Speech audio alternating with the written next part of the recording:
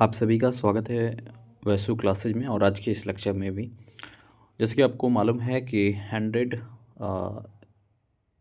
Question expected question या previous Q question का series या वन लाइनर सीरीज भी इसको कह सकते हैं चल रहा है, जिसमें हर चैप्टर से आपका 100 क्वेश्चन यहाँ पास लिया जा रहा है, जिसमें एक वीडियो में 50 क्वेश्चंस, दूसरे वीडियो में आपका 50 क्वेश्चन। तो 50 क्वेश्चन इससे पहले वाले पार्ट में हमने कर लिया है।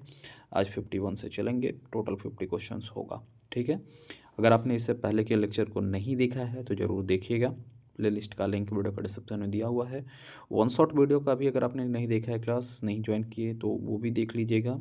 उसका भी प्लेलिस्ट का लिंक वीडियो का डिस्क्रिप्शन में आपको मिल जाएगा। क्लासेस ज्वाइन करिए रेगुलर। और आज थोड़ा सा क्लास डिले हो रहा है, रीज़न एक ही है कि नोटिफिकेशन आ गई है, तो इसके कारण से कई सारे और भी वीडियोज जो है वो बनाना पड़ गया, चाहे वो एग्जाम पैटर्न को लेकर के हो, डिफरेंट डिफरेंट सिलेबस को लेकर के हो, कॉन्ट्रैक्ट वर्कर्स के लिए हो, एक्सपीरियंस वर्कर के लिए हो। तो वो जो सिलेक्शन प्रोसेस है उसको समझ में नहीं आ पा रहा था, तो उसके लिए भी हमने प्रॉपर वीडियोज दे दिया है। चलेंगे आज इसके क्लास की ओर और 51 क्वेश्चन से शुरुआत करते हैं। 51 क्वेश्चन आपके स्क्रीन के ऊपर में आ चुका है। 51 क्वेश्चन है कि rent is fixed based on, तो रेंट आपका फिक्स होता है किसके बेसिस पे?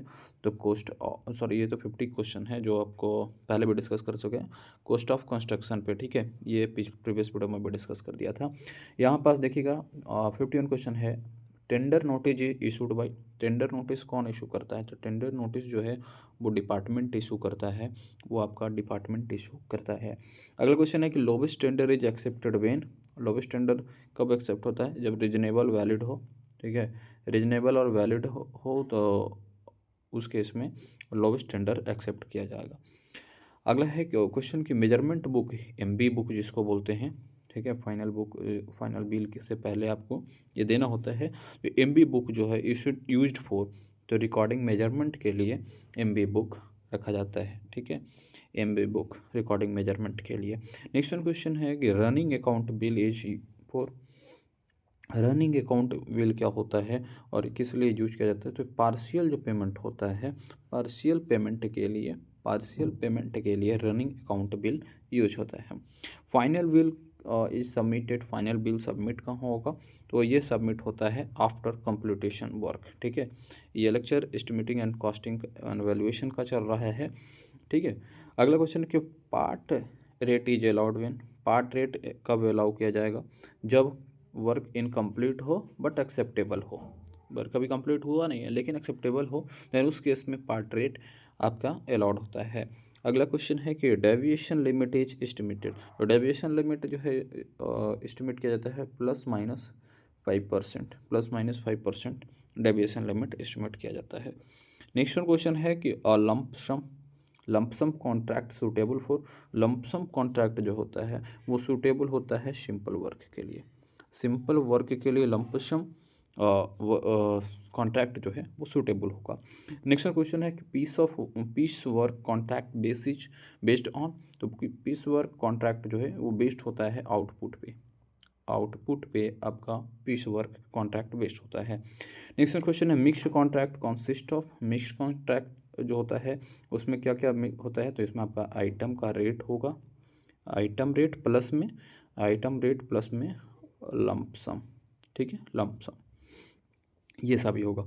अगला है प्रोविजनल सम क्या होता है? तो प्रोविजनल सम वो होता है, वो अमाउंट को कहते हैं जो अनफॉर्चुनेट वर्क के लिए, अनफॉर्चुनेट वर्क के लिए रखा जाता है, उसको प्रोविजनल सम कहते हैं। ठीक है, अगला क्वेश्चन क्यों बढ़ेंगे? अगला क्वेश्चन है schedule of rate is prepared by. Schedule of rate prepared कौन करता है? तो वो करती है आपका PWD या GOVT, government government department, sorry. ठीक है, गवर्नमेंट डिपार्टमेंट, PWD या गवर्नमेंट डिपार्टमेंट वो शेड्यूल ऑफ रेट प्रिपेयर करती है। सप्लीमेंट्री एस्टिमेट की बात करें तो वो एक एडिशनल वर्क के लिए सप्लीमेंट्री एस्टिमेट होता है।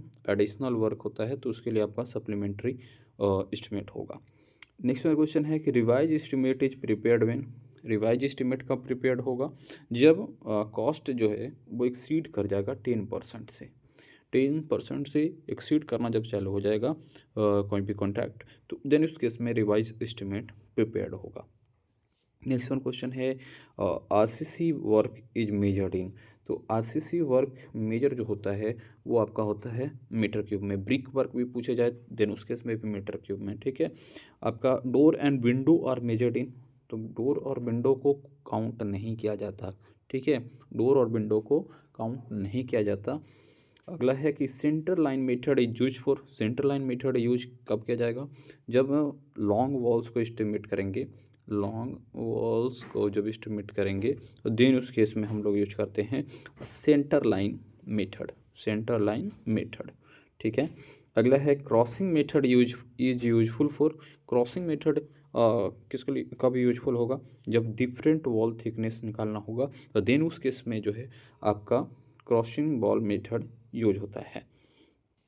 अगले क्वेश्चन की ओर बढ़ेंगे, lump sum charge account for, lump sum charge, lump sum charge account for, तो ये लमसम चार्ज जो होता है वो स्मॉल आइटम्स के लिए, स्मॉल आइटम्स के लिए। अभी हम लोग मिक्स रेट भी पढ़े ऊपर में, मिक्स चार्ज भी पढ़े ऊपर में, जिसमें आपका आइटम का रेट और लमसम दोनों सम हो जाता है, ठीक है। Prime cost item sir, prime cost items क्या होगा, तो जो मार्केट का रेट आइटम्स, आइटम का जो मार्केट रेट है, ठीक है, मार्केट रेट जो है उसको हम लोग कहेंगे prime cost, prime cost.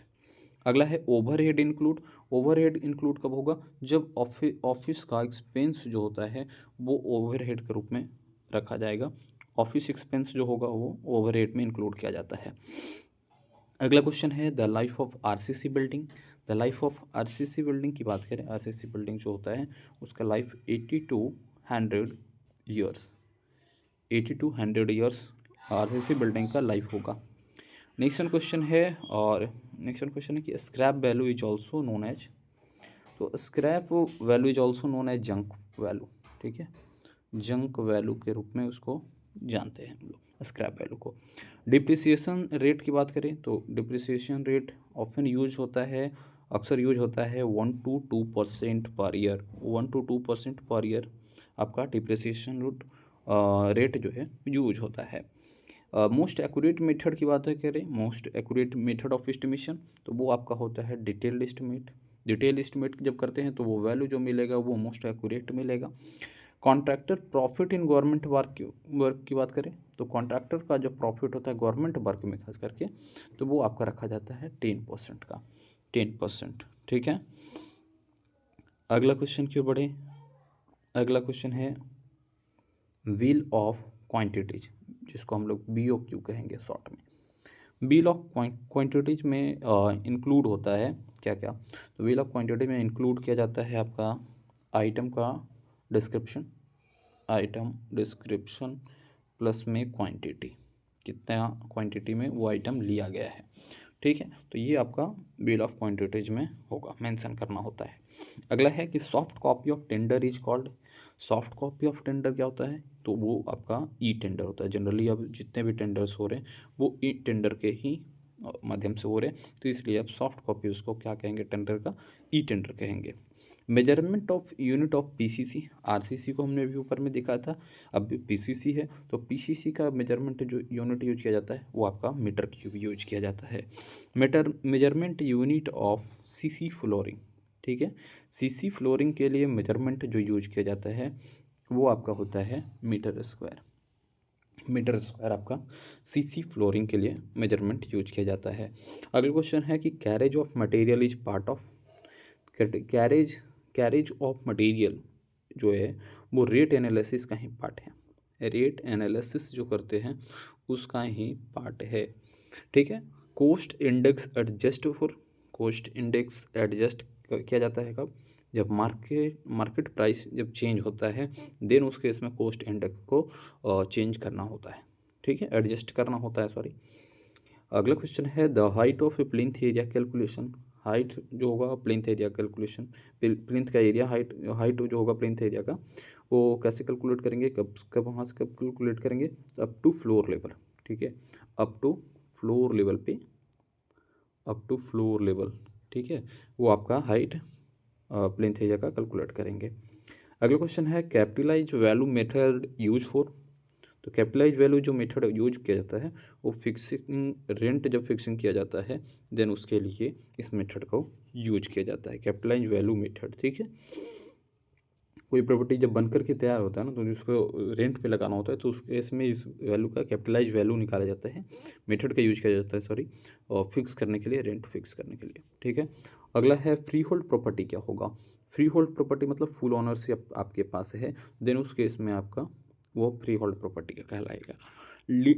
Lease hold property क्या होगा? लीज होल्ड प्रॉपर्टी में होता है कि लिमिटेड पीरियड ओनरशिप, यानी एक एग्रीमेंट होगा इतने वर्क के लिए, इतने ईयर्स के लिए, या इतने पीरियड ऑफ टाइम के लिए आप इस पे ऑनरशिप रख सकते हैं, रखेंगे। ठीक है, तो वो लिमिटेड पीरियड ऑनरशिप आपका वो लीज होल्ड प्रॉपर्टी में आएगा। टेंडर वैलिडिटी पीरियड क्या होता है? तो टेंडर की वैलिडिटी पीरियड जो होती है वो 30 to 90 डेज की रहती है, 30 to 90 डेज की। अगला क्वेश्चन यही था। अगला क्वेश्चन और भी बढ़ेंगे, तो इसमें है penalty in contract is imposed for. Penalty कब इम्पोज किया जाएगा कॉन्ट्रैक्ट में? जब आप डिले करते हैं, डिले विलंब करेंगे, देन उस केस में आपको पेनाल्टी देना होता है। ठीक है, अगला क्वेश्चन है आर्बिट्रेशन। ठीक है, आर्बिट्रेशन काउज डिले विथ। तो देखिए, जब डिस्प्यूट रिजोल्यूशन होता है, देन उस केस में जो है आर्बिट्रेज क्लाउज डील्स होता है। ठीक है, डिस्प्यूट रिजोल्यूशन करने के लिए, डिस्प्यूट को रिजॉल्व करने के लिए आर्बिट्रेशन क्लाउज डील होता है। ठीक है, schedule A in contract contain list of material. Schedule A जो होता है वो लिस्ट ऑफ मटेरियल होता है, लिस्ट ऑफ मटेरियल आपका शेड्यूल ए में रहेगा, कॉन्ट्रैक्ट कंटेन करता है। शेड्यूल बी की बात करें तो शेड्यूल बी जो होता है वो आपका list of tools and plant, list of tools and plant, list of tools and plant आपका शेड्यूल बी में रहेगा। शेड्यूल सी की बात करें, शेड्यूल सी कॉन्ट्रैक्ट करता है, कंटेन करता है condition of contract. Schedule C में आपका कंडीशन ऑफ कॉन्ट्रैक्ट होता है, कंडीशन ऑफ कॉन्ट्रैक्ट होता है शेड्यूल सी में। यहाँ तो कोई दिक्कत नहीं होनी चाहिए। नेक्स्ट क्वेश्चन क्यों बढ़े, तो नेक्स्ट क्वेश्चन है net present value consider. Net present value को कंसीडर कैसे किया जाएगा? तो time value of money, time value of money. ठीक है, पैसा ही तो सब कुछ है, तो ये आपका नेट प्रेजेंट वैल्यू को कंसीडर कराएगा। अगला है betterment charge is levied for sorry, betterment charge levied for, तो ये इम्प्रूवमेंट बाय गवर्नमेंट। ठीक है, इसके किसके द्वारा इम्प्रूवमेंट किया जाएगा? तो गवर्नमेंट के द्वारा जो इम्प्रूवमेंट किया जाएगा वो बेटरमेंट चार्ज होता है, बेटरमेंट चार्ज आपका होगा। Obsolescence is loss due to, obsolescence किसके कारण से होता है? लॉस जो है किसके कारण से होगा? तो आउटडेटेड डिजाइन के कारण से, आउटडेटेड डिजाइन के कारण से ऑब्सोलेंस लॉस होगा।